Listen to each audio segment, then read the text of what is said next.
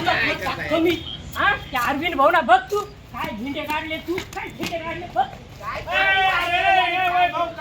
अरे यांनी काय झेंडे काढले विचार त्याला काय झालं रे बुवा? अरे दहावीला नापास झाला तू सांगा त्या मायला अरे दहावीला पास व्हायला पाहिजे. अरे पास म्हणजे? बारावीला चांगल्या चांगल्या पोरगी कॉलेजमध्ये बघायला भेटतात. अरे होय का नाही रे भाऊ? काय करणार तू अरे माय वयात बघ मी काय झेंडे काढले ते आणि तू काय झेंडे काढले ते काय झेंडे काढले? 35% अरे, होते. 75% ए, मला. 35 होते. अरे, माझं 7 पोरी पळत होत्या काय मग हाय एखादी पोरगी 12 खायचे आहेत माझ्या मागं.